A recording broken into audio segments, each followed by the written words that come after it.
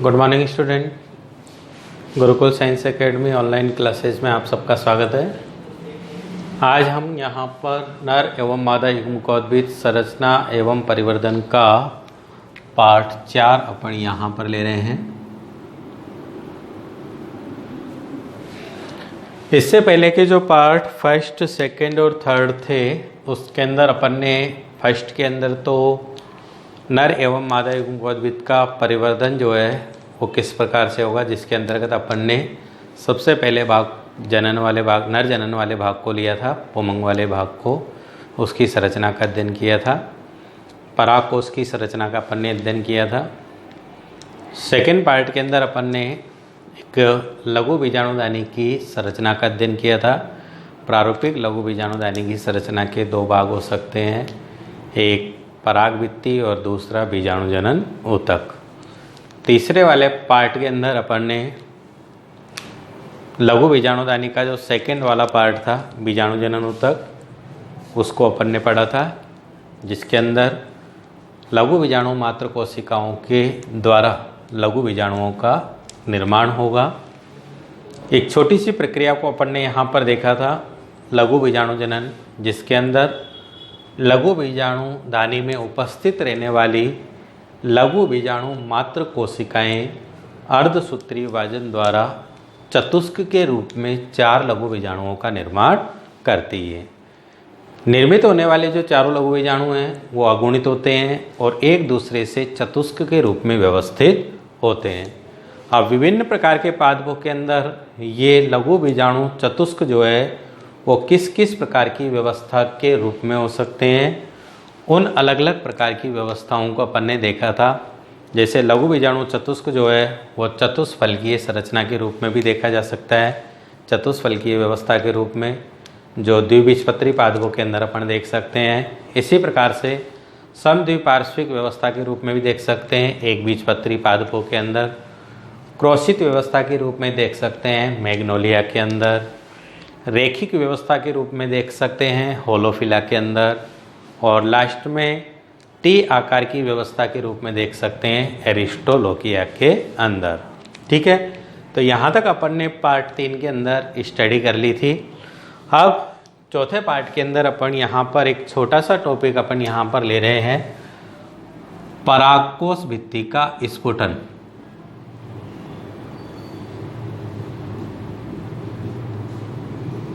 परागकोश भित्ति का स्फुटन। तो देखिए स्टूडेंट, परागकोश भित्ति का स्फुटन अपन यहाँ पर देखेंगे। तो एक तो टॉपिक लिखते से ही अपन को ये याद आ जाना चाहिए कि परागकोश भित्ति का स्फुटन, ये वर्ड या ये लाइन जो है अपन ने इससे पहले के पार्ट के अंदर कहीं ना कहीं पढ़ी है। तो आप याद कीजिए, जब अपन लघु बीजाणुदानी की संरचना का अध्ययन कर रहे थे तो लघु बीजाणुदानी की संरचना के अंदर पराग भित्ति वाला भाग अपन पढ़ रहे थे, पहला भाग, जिसके दूसरे नंबर का जो स्तर था अंतःस्थीशियम स्तर, और हमने वहाँ पर उसका कार्य देखा था कि परागकोश भित्ति का स्फुटन जो है वो किस स्तर की कोशिकाओं के द्वारा किया जाएगा, अंतःस्थीशियम के स्तर की कोशिकाओं के द्वारा किया जाता है। तो एक बात यहाँ पर आपके पास में स्पष्ट हो जानी चाहिए कि परागकोश भित्ति के स्फुटन में कौन से स्तर की कोशिकाएं सहायक होंगी, अंतःस्थीशियम स्तर की कोशिकाएं जो है वो परागकोश भित्ति के स्फुटन में सहायक होंगी। लेकिन परागकोश भित्ति का स्फुटन कौन से वाले स्थान से हुआ था, तो ये भी अपन ने वहाँ पर पढ़ा था कि परागकोश भित्ति का स्फुटन उन स्थानों पर होता है जहाँ पर अंतःस्थीशियम की कोशिकाएं अनुपस्थित होती है, और उन अंतःस्थीशियम की कोशिकाएं जहाँ पर अनुपस्थित होती है उन स्थानों को अपन ने नाम दिया था स्टोमियम कोशिकाएं या स्टोमियम भाग। तो परागकोश भित्ति का स्फुटन जो है वो कौन से वाले स्थान से होगा, स्टोमियम वाले स्थान से होगा। 2 लघु बीजाणुधानियाँ जहाँ पर उपस्थित होती है, ये एक लघु बीजाणुधानी और ये दूसरी लघु बीजाणुधानी। तो इन दोनों लघु बीजाणुधानियों के जो बीच का जो ये स्थान है, इस स्थान पर क्या उपस्थित होंगी, स्टोमियम कोशिकाएं उपस्थित होंगी, जहां से परागकोश भित्ति का क्या हो जाएगा, स्फुटन हो जाएगा, टूट जाएगा। तो देखते हैं किस प्रकार से यहाँ पर परागकोश भित्ति का क्या हो सकता है, स्फुटन हो सकता है। तो अपन यहाँ पर एक परागकोश की संरचना को अपन यहाँ पर देख रहे हैं। ये परागकोश है जो 2 पाली युक्त है।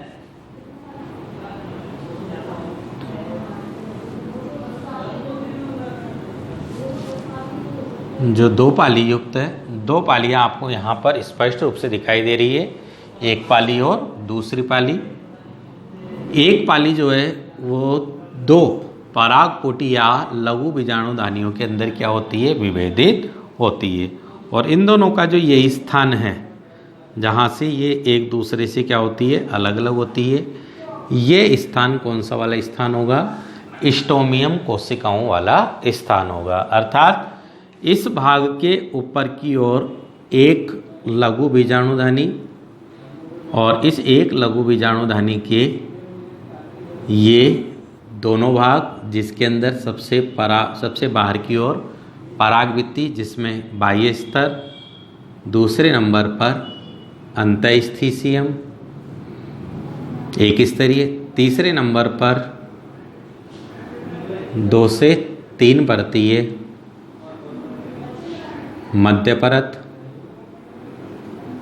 2 से 3 परतीय मध्य परत, चौथे नंबर पर टेपिटम केंद्रक युक्त सघन जीव द्रव्य युक्त चपटी एवं लंबे आकार की कोशिकाएं हैं। और टेपिटम से नीचे की ओर एक समान गोलाकार कोशिकाओं का समूह है, बीजाणु जनन ऊतक, जिनके द्वारा लघु बीजाणु मात्र कोशिकाओं का निर्माण हुआ। और लघु बीजाणु मात्र कोशिकाओं से अर्धसूत्री विभाजन द्वारा किसका निर्माण हो जाएगा, लघु बीजाणुओं का निर्माण हो जाएगा। तो ये एक लघु बीजाणुधानी उपस्थित है। इसी प्रकार से एक पाली के अंदर ये दूसरे नंबर की क्या उपस्थित है, लघु बीजाणुधानी उपस्थित है।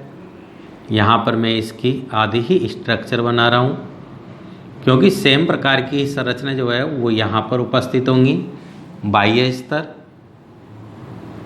दूसरा अंतःस्थीसियम एक परतीय स्तर, तीसरा मध्य स्तर, 2 से 3 परत अपन इसकी बनाएंगे,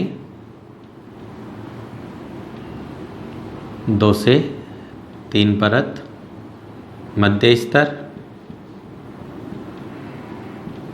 चौथे नंबर की परत टेपिटम केंद्रक युक्त सघन जीव द्रव्य युक्त, और टेपिटम के नीचे की ओर एक समान कोशिकाओं का समूह है जो क्या बनाएगा, बीजाणु जनन ऊतक बनाएगा। तो एक पाली के अंदर ये 2 लघु बीजाणुधानियाँ आपको दिखाई दे रही है। इसी प्रकार की दूसरी पाली के अंदर भी क्या उपस्थित होंगी, 2 लघु बीजाणुधानियाँ उपस्थित होंगी। दूसरी नंबर की जो लघु बीजाणुधानी है, दूसरी पाली की जो लघु बीजाणुधानियाँ हैं, दोनों लघु बीजाणुधानियाँ, उसके अंदर अपन यहाँ पर केवल 2 ही स्तर बना रहे हैं, बाह्य स्तर और दूसरे नंबर पर उपस्थित रहने वाला अंतःस्थीसियम स्तर। दूसरी पाली की दूसरी लघु बीजाणुधानी, उसके भी अपन केवल 2 ही स्तर यहाँ पर बना रहे हैं। सबसे बाहर की ओर बाह्य स्तर और उससे भीतर की ओर अंतःस्थीसियम। ठीक है, तो ये 4 लघु बीजाणुधानियाँ 1, 2, 3 और 4, इनको अपन ने कंप्लीट नहीं किया है। सेम स्ट्रक्चर, इसी प्रकार की सेम स्ट्रक्चर कहाँ पर होगी, इधर की ओर उपस्थित होगी।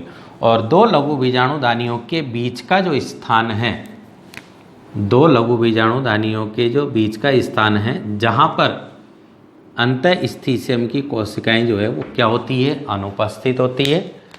यहाँ पर क्या उपस्थित होगा, स्टोमियम वाला भाग उपस्थित होगा, और इन्हें अपन ओष्ठ कोशिकाएं भी कह सकते हैं, ओष्ठ कोशिकाएं। ठीक है, तो अब अपन यहाँ पर देखते हैं परागकोश भित्ति का स्फुटन। दो शब्द यहाँ पर आपके पास में, दो कॉन्सेप्ट यहाँ पर आपके पास में क्लियर हो जाने चाहिए।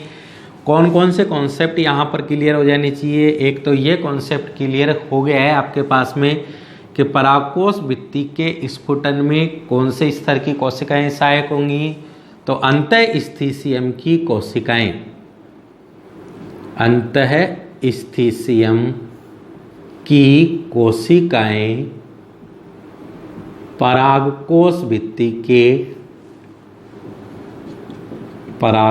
भित्ति के स्फुटन में क्या होती है? सहायक होती है। और दूसरा कॉन्सेप्ट आपके पास में यहाँ पर क्लियर हो जाना चाहिए। कौन सा? परागकोश भित्ति का स्फुटन कौन से स्थान से होगा? तो परागकोश भित्ति का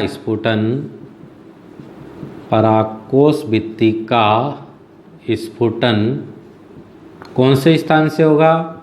तो स्टोमियम या ओष्ठ कोशिकाओं वाले स्थान से होता है। तो ये आपके पास में दो कॉन्सेप्ट क्लियर हो जाने चाहिए। तो देखते हैं अब परागकोश भित्ति का स्फुटन जो है वो किस प्रकार से होता है। तो अपन देखते हैं कि परागकोश के अंदर 4 लघु बीजाणु धानियाँ जो है वो पूरी तरीके से निर्मित हो चुकी है। और लघु बीजाणु धानियों के अंदर किसका निर्माण हो चुका है? लघु बीजाणुओं का निर्माण यहाँ पर हो गया है चतुष्क के रूप में।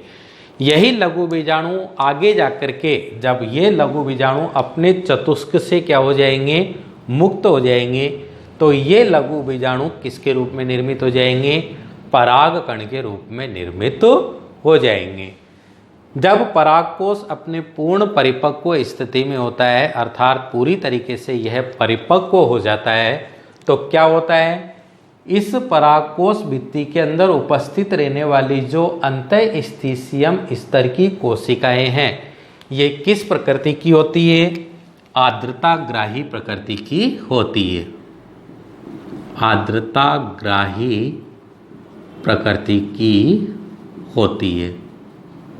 तो क्या होता है कि जब परागकोश पूरी तरीके से परिपक्व हो जाता है, तो परिपक्व होने के दौरान टेपिटम की कोशिकाओं और एवं टेपिटम से ऊपर की ओर जो 2 से 3 परतीय स्तर मध्य परत के रूप में उपस्थित है, इन स्तर की कोशिकाओं के द्वारा अधिकांश रूप में किसकी हानि होती है? जल की हानि होती है।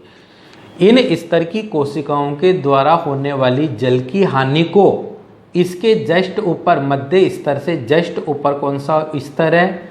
अंतःस्थिसियम का स्तर है, जिसकी कोशिकाएं कैसी है? आर्द्रताग्राही प्रकृति की है। तो इन कोशिकाओं के द्वारा होने वाली जल की हानि को इस अंतःस्थिसियम की कोशिकाओं द्वारा क्या कर लिया जाएगा? अवशोषित कर लिया जाएगा। जब ये मध्य स्तर और ये टेपिटम, ये मध्य स्तर और ये टेपिटम, इधर भी नीचे की ओर उपस्थित रहने वाला मध्य स्तर और टेपिटम, यहाँ पर भी उपस्थित रहने वाला मध्य स्तर और टेपिटम, जब इन दोनों स्तरों की कोशिकाओं के द्वारा लगातार जल की हानि होगी, तो इस होने वाली जल की हानि को अंतःस्थिसियम, चारों लघु बीजाणु धानियों के अंदर उपस्थित रहने वाली अंतःस्थिसियम की कोशिकाएं जो है वो क्या कर लेगी? अवशोषित कर लेगी। ऐसी स्थिति में यह परागकोश भित्ति जो है वो एक निश्चित स्थान से क्या होती जाएगी? धीरे धीरे यह सिकुड़ने लगेगी। अपन जानते हैं कि जब किसी भी चीज संरचना के अंदर, किसी भी कोशिकाओं के अंदर जल की हानि होती है और उसके ऊपर उपस्थित रहने वाले कोशिकाओं के द्वारा जल को अवशोषित किया जाता है, तो वो भाग जो है वो धीरे धीरे सिकुड़ने लगता है। तो ऐसी स्थिति के अंदर यह परागकोश भित्ति जो है वो धीरे धीरे क्या होने लगती है? सिकुड़ने लगती है। और एक ऐसी कंडीशन यहाँ पर आ जाती है जिसमें परागकोश भित्ति इस स्टोमियम वाले भाग से पूरी तरीके से सिकुड़ जाती है, दब जाती है। और ऐसी कंडीशन के फलस्वरूप इन दोनों स्थानों से, इन स्टोमियम वाले भाग से परागकोश भित्ति जो है वो स्फुटित हो जाती है, टूट जाती है, जिसके फलस्वरूप टेपिटम और मध्य स्तर जो है ये तो पूरी तरीके से नष्ट हो जाता है। अपन ने पढ़ा भी था कि मध्य स्तर की कोशिकाएं जो है वो कैसी होती है, अल्पकालिक होती है। इसी प्रकार से टेपिटम की कोशिकाएं जो है वो भी कैसी होती है, अल्पकालिक होती है।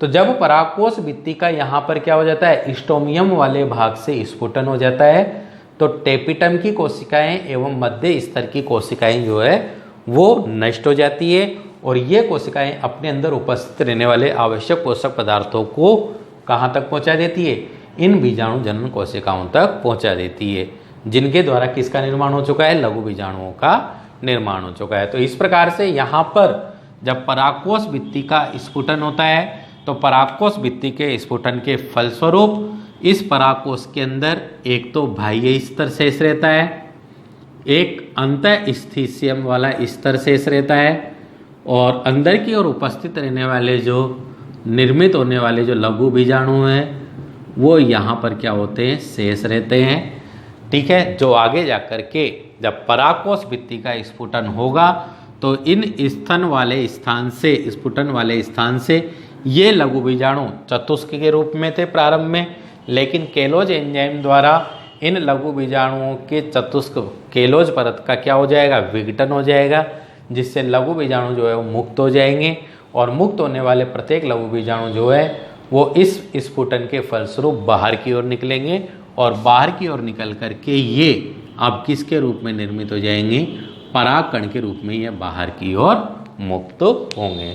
तो जब परागकोश भित्ति का क्या होता है, यहाँ पर स्फुटन होता है तो निर्मित होने वाले लघु बीजाणु जो है वो बाहर की ओर क्या हो जाते हैं, मुक्त हो जाते हैं। तो इस प्रकार से अपन यहाँ पर एक छोटे से टॉपिक के रूप में जो है वो परागकोश भित्ति का स्फुटन देख सकते हैं। तो परागकोश भित्ति का स्फुटन जो है उसके अंदर अंतःस्थितियम की कोशिकाएं सहायक हुई है, क्योंकि इस स्तर की कोशिकाएं आर्द्रता ग्राही प्रकृति की होती है, जिसके कारण मध्य स्तर एवं टेपिटम की कोशिकाओं द्वारा की जाने वाली जल की हानि को इन अंतःस्थितियम की कोशिकाओं के द्वारा अवशोषित कर लिया गया।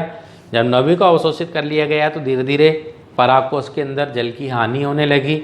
जल की हानि होने लगी तो परागकोश भित्ति जो है वो धीरे धीरे सिकुड़ने लगी। सिकुड़ने के फलस्वरूप एक निश्चित स्थान, कौन से स्थान से, स्टोमियम या ओष्ठ कोशिकाओं वाले स्थान से परागकोश भित्ति का क्या हो गया, स्फुटन हो गया और परागकोश भित्ति के स्फुटन के फलस्वरूप इसके अंदर उपस्थित रहने वाले जो लघु बीजाणु हैं वो कहाँ पर मुक्त हो जाते हैं, बाह्य वातावरण के रूप में परागकणों के रूप में मुक्त हो जाते हैं। तो ये आपके पास में एक छोटा सा टॉपिक है परागकोश भित्ति का स्फुटन। अगला जो टॉपिक है वो अब अपनी आप